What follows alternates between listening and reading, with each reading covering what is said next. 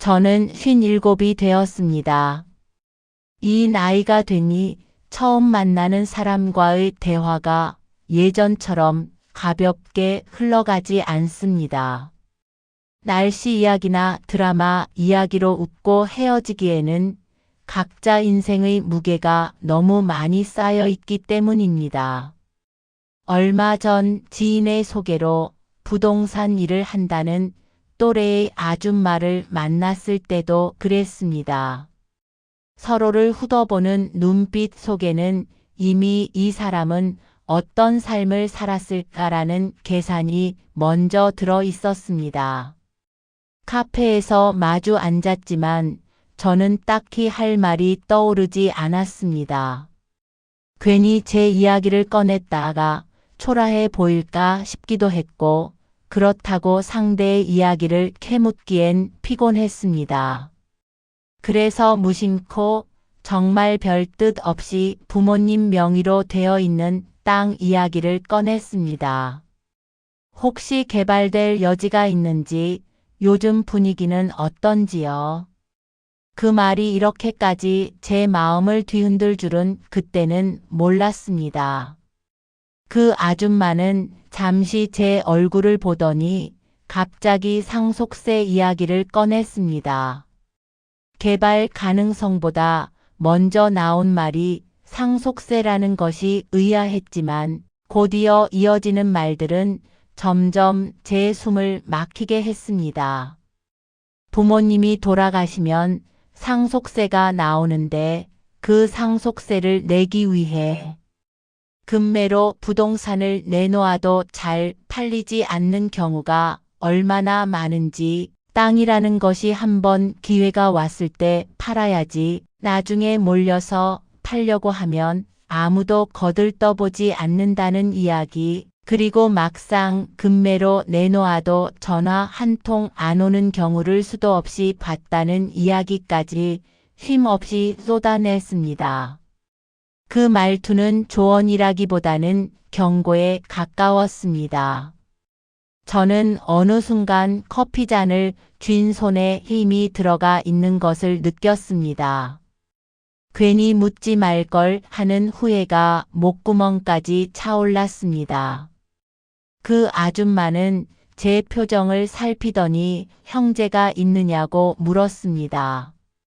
제가 고개를 끄덕이자 기다렸다는 듯이 형제 간 소송 이야기를 꺼냈습니다. 부모가 살아계실 때는 웃고 지내다가 막상 돌아가시고 나면 말 한마디 없이 법정에서 만나는 경우가 얼마나 많은지, 땅 한 필지, 집 한 채 때문에 수십 년 정이 하루아침에 무너지는 장면을 너무도 많이 봤다고 했습니다. 요즘은요, 보통 60쯤 되면 증여로 정리해요. 그래야 자식들끼리 싸움이 없어요. 부모님이 80이시면 솔직히 너무 늦었죠. 언제 돌아가셔도 이상하지 않은 나이예요. 덜컥 돌아가시면 그때부터 진짜 골치 아파져요. 그 말은 칼처럼 제 마음을 베고 지나갔습니다. 부모님의 나이를 계산해 보지 않아도 이미 숫자는 머릿속에 또렷이 떠올랐습니다. 저는 그날 집으로 돌아오는 길 내내 부모님의 얼굴이 아니라 상속세라는 세 글자를 떠올리고 있다는 사실에 스스로 놀랐습니다. 며칠 뒤 그 아줌마의 말이 현실이 되는 장면을 저는 가까운 곳에서 보게 되었습니다. 동네에서 오래 알고 지낸 언니가 있었습니다. 남편과 함께 지방에 땅을 조금 가지고 있었는데 평소에는 언젠가는 값이 오르겠지 하며 대수롭지 않게 말하던 사람이었습니다. 그러다 시아버지가 갑작스럽게 돌아가셨고 상속세 고지서가 날아왔습니다. 언니는 급하게 땅을 내놓았습니다. 시세보다 훨씬 싸게 말 그대로 급매였습니다. 하지만 전화는 오지 않았습니다. 중개사무소에 들를 때마다 언니는 아직 문의 없어요. 라는 말을 반복했고 중개사는 요즘 땅 거래가 원래 그렇다는 말만 되풀이했습니다. 상속세 납부 기한은 다가오는데 땅은 움직이지 않았습니다. 언니의 얼굴은 하루가 다르게 말라갔고 말끝마다 짜증이 묻어 나왔습니다. 결국 대출을 받아 상속세를 냈고 그 후로도 땅은 한동안 팔리지 않았습니다. 언니는 술에 취한 어느 날 제게 이렇게 말했습니다. 그때 팔았어야 했어. 기회 있을 때. 이제는 내가 땅을 가진 건지 땅이 나를 잡고 있는 건지 모르겠어. 그 말을 들으며 저는 등골이 서늘해졌습니다. 카페에서 들었던 그 아줌마의 말이 단순한 영업 멘트가 아니었음을 깨달았습니다. 금매로 내놓아도 안 팔린다는 말은 누군가의 실제 삶이었습니다. 반대로 전혀 다른 선택을 한 사람의 이야기도 들었습니다. 같은 아파트 단지에 사는 지인은 몇 년 전 부모님 재산을 미리 정리했습니다. 부모님이 아직 정정하실 때 자녀들을 불러 앉혀놓고 증여와 분할을 깔끔하게 마쳤다고 했습니다. 그 과정이 쉽지는 않았지만 모두가 부모님의 결정이라는 사실을 받아들일 수 있었고 그 이후로 형제 간의 재산 이야기가 오르내리는 일은 거의 없었다고 했습니다. 부모님이 돌아가신 뒤에도 그 집안은 비교적 조용했습니다. 이미 정리가 되어 있었기 때문입니다. 상속세에 허덕일 일도 없었고 급하게 무엇을 팔 필요도 없었습니다. 지인은 말했습니다. 그때는 좀 서운하기도 했는데 지금 생각하면 부모님이 정말 현명하셨어요. 남겨진 우리가 덜 아프잖아요. 그 말을 들으며 저는 복잡한 감정에 빠졌습니다. 부모님의 재산을 정리라는 말로 부르는 것 자체가 불효처럼 느껴지면서도 한편으로는 그 정리가 결국 남은 사람들을 위한 배려일지도 모른다는 생각이 들었습니다. 요즘 저는 부모님께 전화를 걸 때마다 마음이 무겁습니다. 안부를 묻는 말 뒤에 하지 못한 말들이 줄지어 서 있습니다.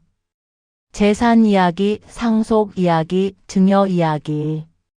부모님을 숫자로 재단하는 딸이 되는 것 같아 입이 떨어지지 않습니다. 하지만 동시에 저는 두렵습니다. 아무 말도 하지 않은 채 시간을 보내다가 어느 날 갑자기 모든 것이 제 손에 떨어질까봐. 그때 저는 슬픔보다 계산을 먼저 하게 될까봐 부모님을 떠올리며 죄책감에 잠 못 이루게 될까 봐 두렵습니다. 그 아줌마와의 만남은 짧았지만 제 마음속에는 긴 여운을 남겼습니다. 부동산 이야기를 하러 나갔다가 인생의 뒷부분을 마주하고 돌아온 기분이었습니다. 이제는 모른 척하기 어려운 나이가 되었다는 사실을, 부모님의 시간과 제 시간 모두 유한하다는 사실을 그날 처음으로 또렷하게 실감했습니다. 어느 날 부모님 댁에 들렀을 때 아버지는 텔레비전 소리를 키워놓고 졸고 계셨고 엄마는 주방에서 반찬을 정리하고 계셨습니다. 그 평범한 풍경 앞에서 저는 문득 깨달았습니다. 부모님에게 남은 시간은 재산을 정리하기 위한 시간이 아니라 이렇게 하루를 무사히 보내는 시간일지도 모른다는 것을 말입니다. 그날도 어머니는 제 손에 먹을 것을 쥐어주며 너희 집에 가서 먹어라라고 하셨습니다.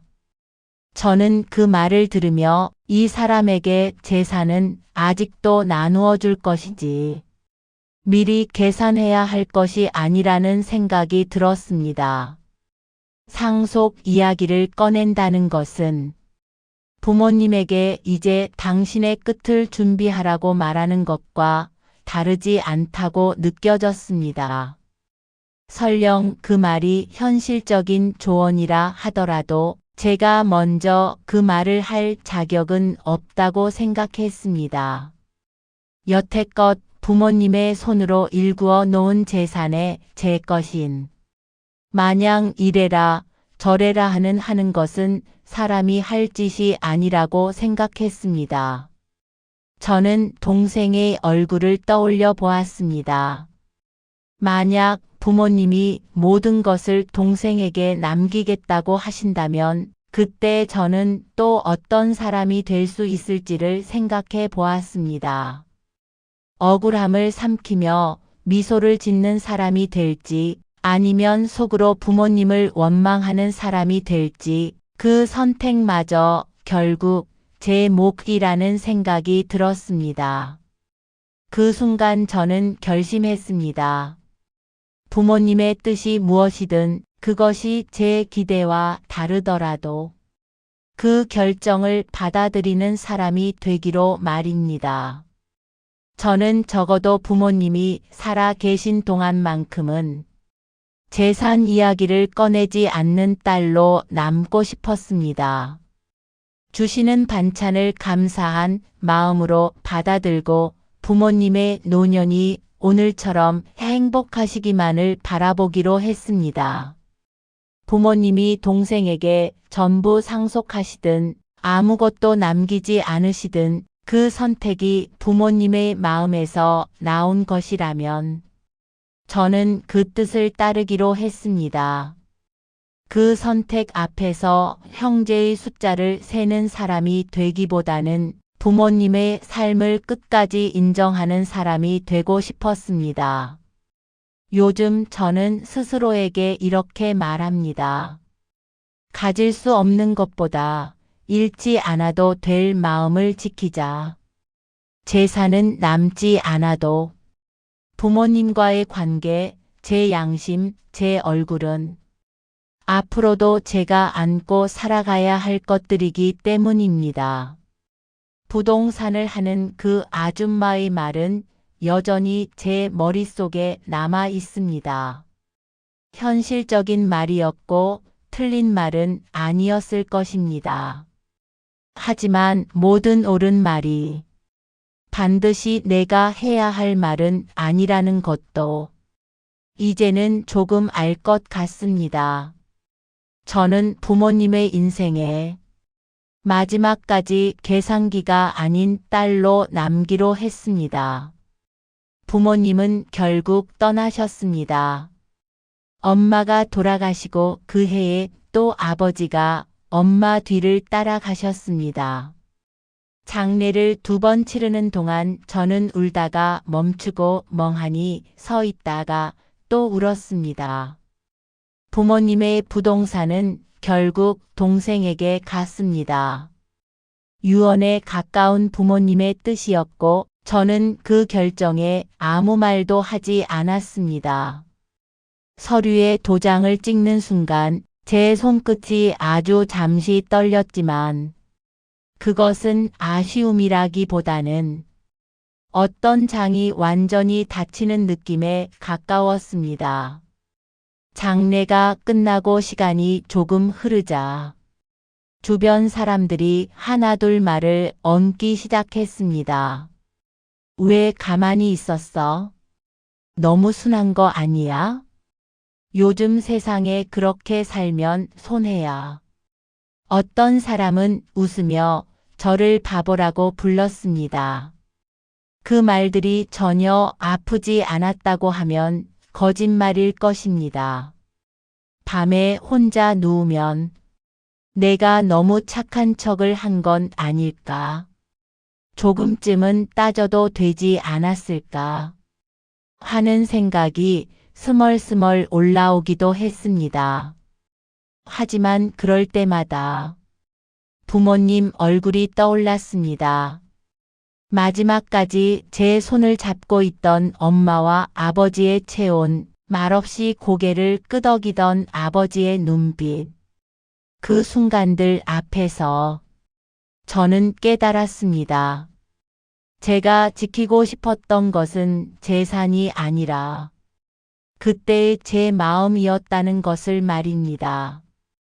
부모님 앞에서 계산하지 않았던 제 얼굴, 형제 앞에서 욕심내지 않았던 제 태도, 그리고 시간이 지나도 스스로를 미워하지 않을 선택. 그것들은 여전히 제 곁에 남아 있었습니다. 동생과의 관계도 생각보다 조용히 흘러갔습니다. 어색해질 거라 짐작했지만 동생은 가끔 전화를 해와 누나, 밥이나 먹자라고 말했습니다. 그래? 나 비싼 거 아니면 안 먹는다.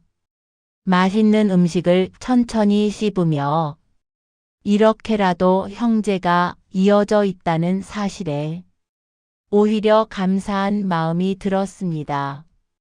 크게 가진 것은 없지만 크게 잃은 것도 없다는 생각으로 아침에 일어나 커피를 마시고 집을 정리하고 가끔은 주변에서 뭐라고 하든 저는 저의 결정에 대견해하며 엄마랑 산책하던 코스를 목적 없이 걸으며 오늘도 살아갑니다.